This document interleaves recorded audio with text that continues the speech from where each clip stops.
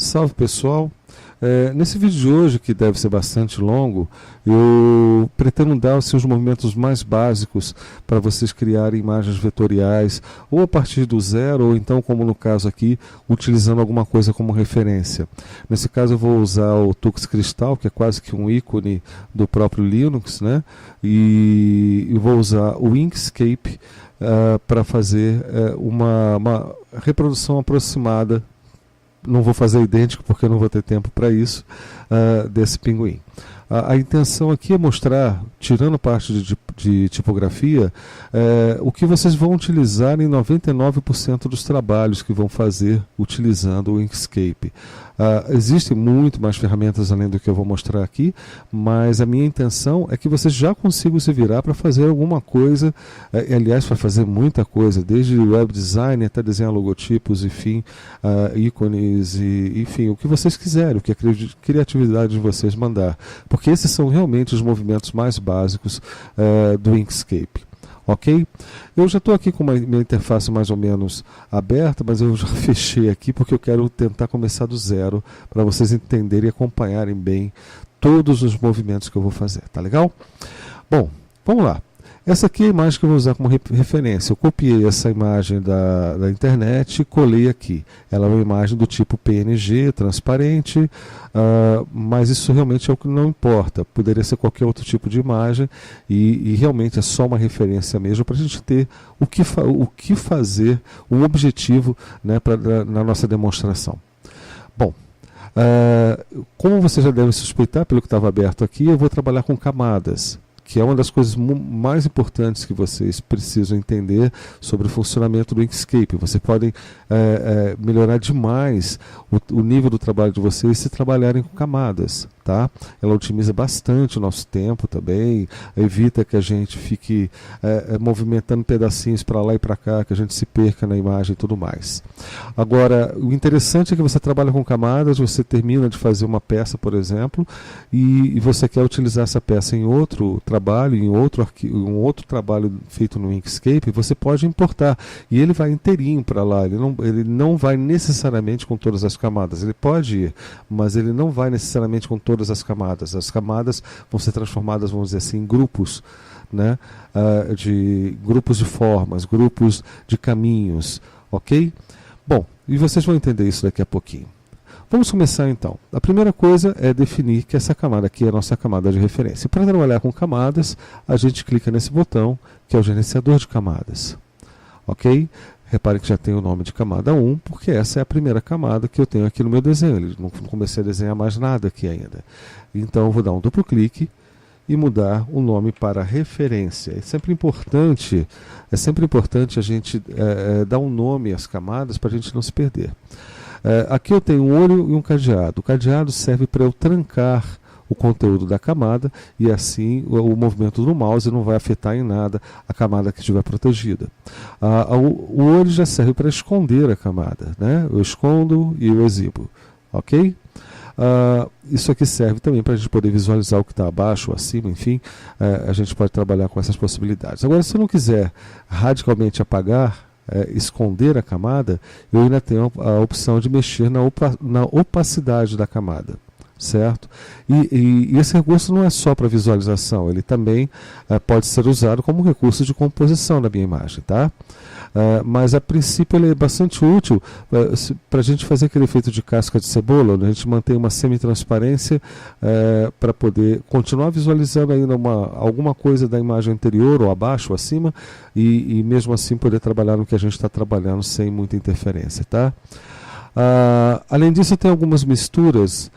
Para quem trabalhou com Photoshop sabe que as imagens sobrepostas elas podem ter uma relação uma com a outra, de uma funcionar para definir o que vai ser escurecido na outra ou clareado na outra, ou então o que vai ser fazer operações de cores, tipo multiplicação, subtração, adição, certo? Aqui eu tenho apenas as 5 opções: normal, multiplicar, tela, escurecer e iluminar, mas para o nosso exemplo de hoje, para 90%, como eu sempre falo, dos trabalhos, você vai usar a opção de modo mistura normal, e nisso aqui você provavelmente não vai precisar mexer tão cedo. Muito bem, trancada a minha camada, renomeada, resta agora eu criar uma nova camada, senão eu não consigo fazer nada, certo? Então cliquei no botão de mais, apareceu essa janelinha e eu vou criar toda essa parte preta do pinguim nessa nova camada. Então por isso eu vou chamar de fundo preto, que é o fundo preto, é a parte mais posterior da imagem do pinguim, se a gente começar a imaginar em camadas, né? É o fundo preto, ok? Esse fundo preto ele é composto basicamente por 2 círculos ou 2 elipses. Isso a gente vai verificar na prática, mas eu tenho aqui um círculo para a cabeça e um círculo para o corpo. E para fazer esses círculos eu uso a ferramenta de forma de elipse, ok? Eu clico e arrastando eu faço uma elipse, ok? Eu vou apagar essa elipse porque eu quero fazer um círculo, na verdade. Para fazer um círculo eu tenho que fazer esse mesmo movimento de arrastar segurando a tecla Ctrl. Veja bem, agora eu tenho um círculo, certo?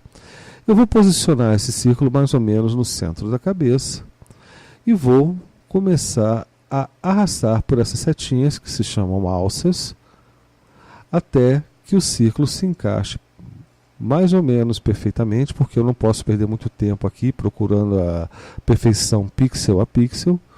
Eu só vou deixar aproximadamente do tamanho da nossa referência, porque senão o vídeo fica longo demais. Bom, eu acho que está razoavelmente dentro do contorno da cabeça. Posso até esticar um pouquinho. Ótimo. Está aqui o círculo da cabeça. Esse vermelho é muito berrante, eu posso mudar a cor desse preenchimento, e para isso basta clicar aqui na nossa paleta de cores. Vou escolher um vermelho mais escuro para não machucar tanto os olhos, principalmente à meia-noite, né, quando eu estou fazendo esse vídeo. Eu vou afastar, certo? E para afastar e aproximar, eu estou usando o Ctrl e a rodinha do mouse. Eu poderia fazer isso também pela ferramenta de lupa, Zoom.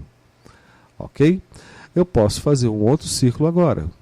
Só que eu não preciso necessariamente clicar aqui na minha elipse. Eu posso duplicar esse círculo. Lá no Corel a gente arrastava e clicava com o botão direito. Tá?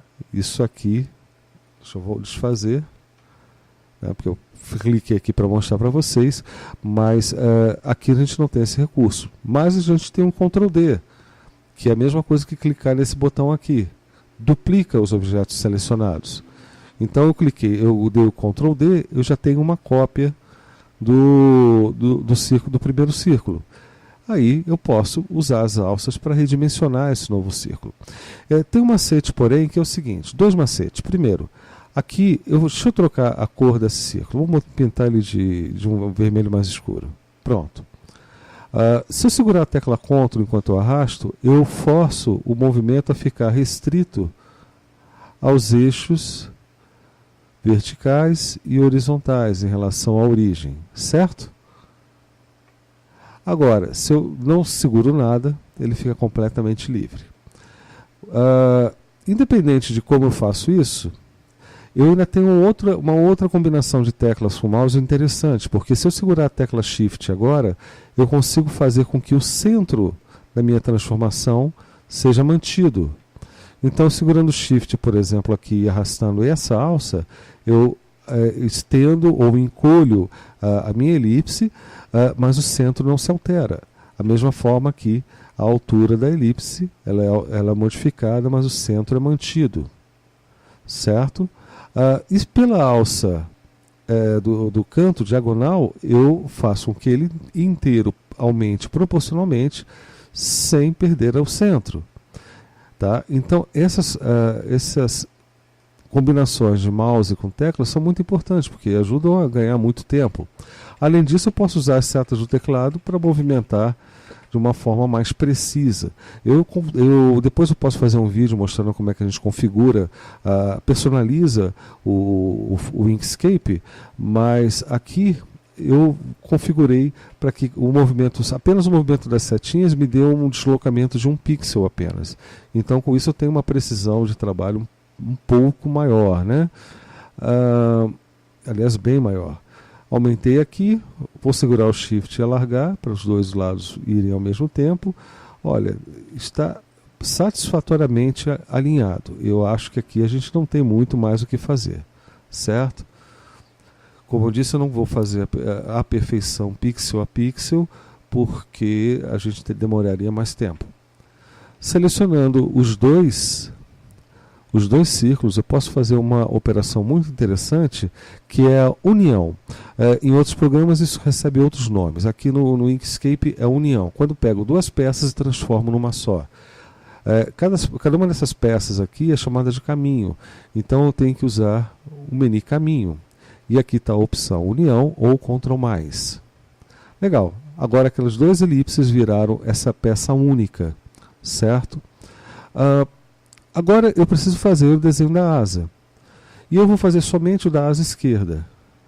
Só vou trabalhar nisso aqui. E é já para mostrar uma outra forma, outra ferramenta de criação de formas, criação de criação de caminhos, que é essa caneta Bezier que eu já estou usando aí, tá? Para não perder tempo. Essa canetinha aqui, você clica, vai fazendo a linha do seu desenho, segmento por segmento, você clica para determinar a sua trajetória. Deixa eu fazer de novo para vocês pegarem desde o início o processo. Caneta Bezier, que é essa aqui azul, e você vem e clica definindo seções da forma que você está criando. E essas seções você pode fazer rapidamente, porque depois é possível modelar. Então eu estou fazendo aqui bem rapidamente, criando uma forma geral, o que não toma nenhum tempo meu. Aliás, se eu não estivesse explicando, todo esse trabalho seria muito fácil. E veja o que eu posso fazer depois. Eu posso torcer cada um desses segmentos e transformar imediatamente em curva, sem precisar clicar em lugar nenhum.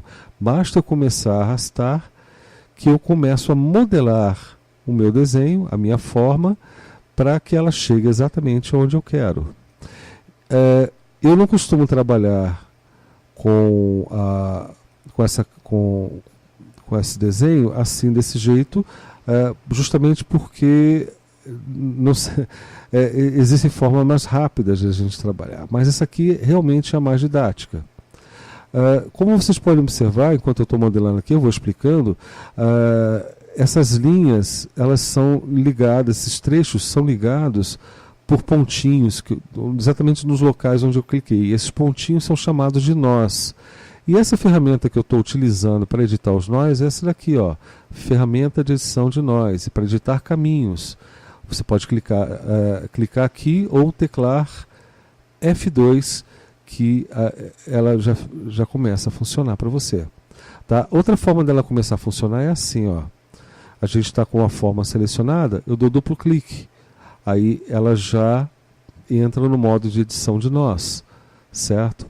Bom, uma coisa que vocês devem estar reparando é o seguinte: essas elipses que viraram uma forma única, elas têm preenchimento. Já essa forma que eu criei com a caneta Bezier não tem um preenchimento, ela só tem um contorno. Isso são duas das propriedades dos nossos caminhos. Os caminhos eles podem ter preenchimentos e contorno, ou os dois ao mesmo tempo, ou até nenhum deles. Tá? Isso vai ser muito útil, não ter nenhum, é meio engraçado, mas a forma continua existindo mesmo sem preenchimento, sem contorno, e você pode usar isso, por exemplo, para recortar pedaços de imagens que você vai utilizar, por exemplo, na construção de um site. Então você cria o seu layout e depois você faz os recortes através dessas formas invisíveis. Tá? Isso é uma ferramenta bem interessante. Fica para um outro vídeo também eu demonstrar. Mas enfim, aqui eu estou editando, modelando essa forma. E eu disse que ela está vazada, ou seja, ela não tem nenhum preenchimento. Para eu dar um preenchimento para ela, basta eu clicar em uma cor qualquer. Agora, eu não quero que ela tenha esse contorno. E como é que eu tiro o contorno? Bom, da mesma forma que eu daria uma cor para o contorno. Se eu quisesse dar uma cor para esse contorno, eu clicaria aqui no verde, por exemplo, e com o botão direito e escolheria aplicar ao contorno. Agora eu tenho um contorno verde, mas se eu não quiser o contorno, ou seja, contorno nenhum, eu uso esse xizinho aqui na paleta de cores, aplicar ao contorno, botão direito, aplicar ao contorno. Pronto, agora eu só tenho preenchimento e não tenho contorno. E se eu quisesse o contrário? Preto, aplicar ao contorno, que era como estava antes, e eu não quero mais o preenchimento. É só clicar com o botão esquerdo no X que o preenchimento vai embora. tá? Então eu quero um preenchimento, mas eu não quero um contorno, certo? E até para deixar a asa do jeitinho que eu vou precisar, eu vou usar a mesma cor que está aqui, que é o vermelho, certo? Então eu usei a mesma cor.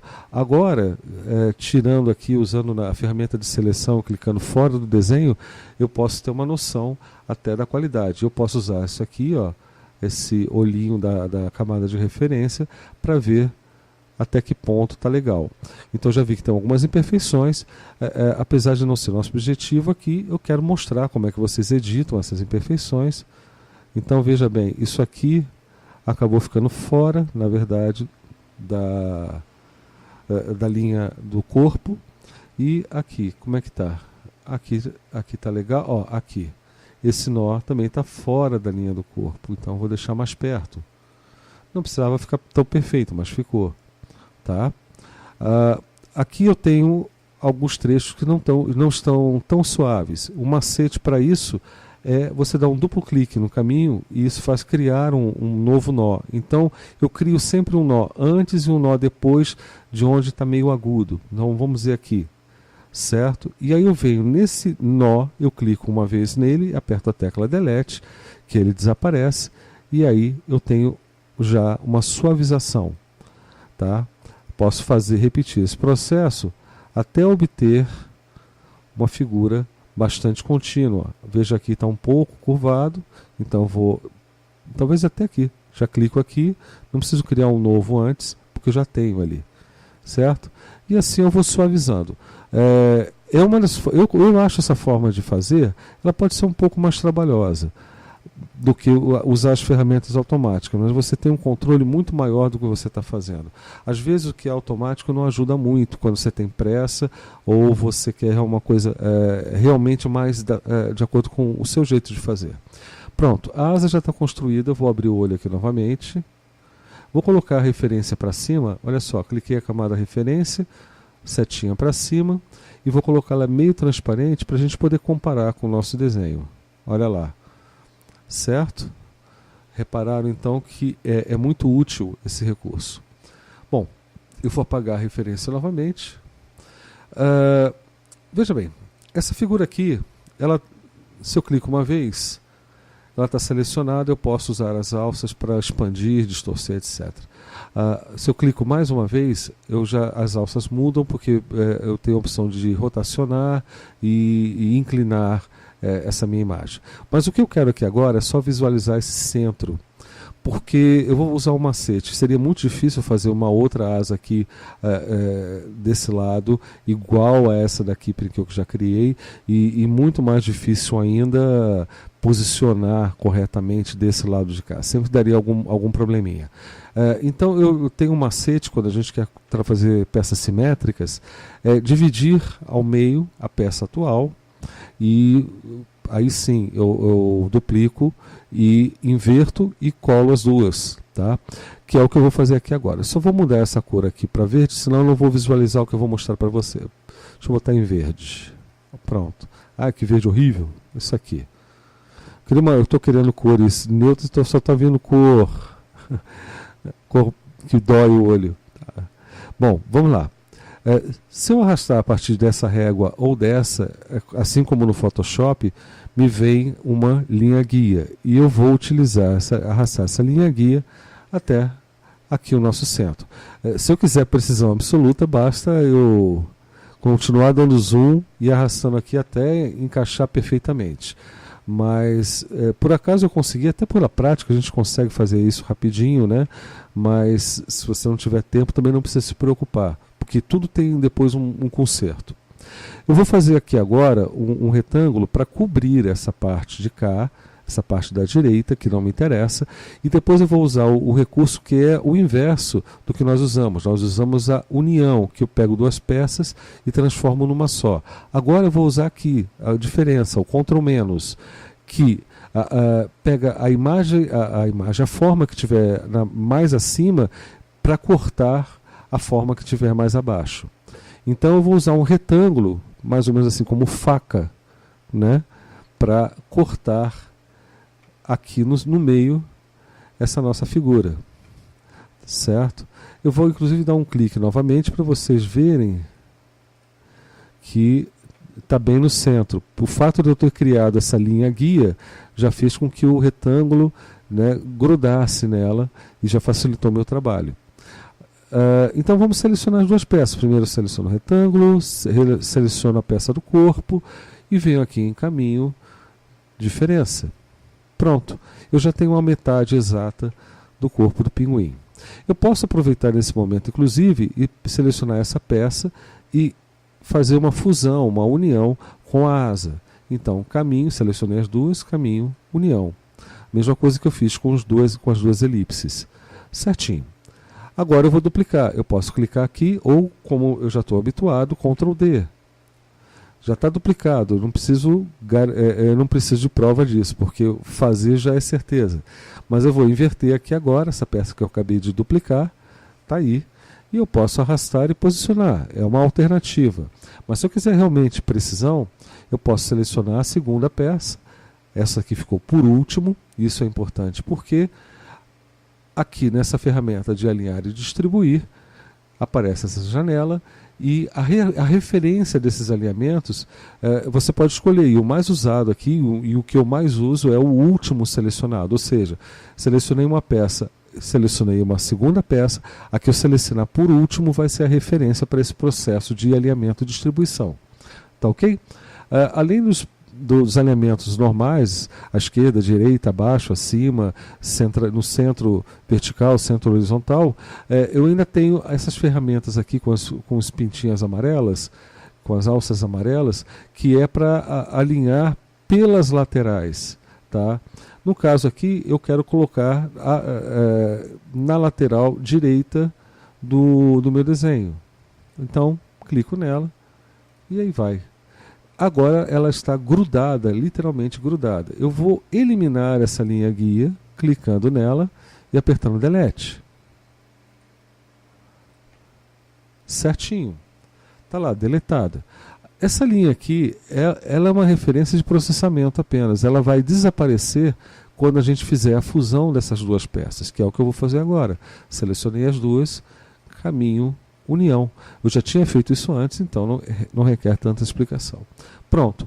O corpo, a parte preta do pinguim, já está feito. É só pintar de preto agora. Seleciono e pinto de preto. Muito bem. Se eu quiser, deixa eu encolher essa janela de alinhamento. Se eu quiser visualizar se está certinho, olha lá. É só abrir o olhinho aqui da camada de referência. Certo? E está tudo certo. Deixa ela aberta.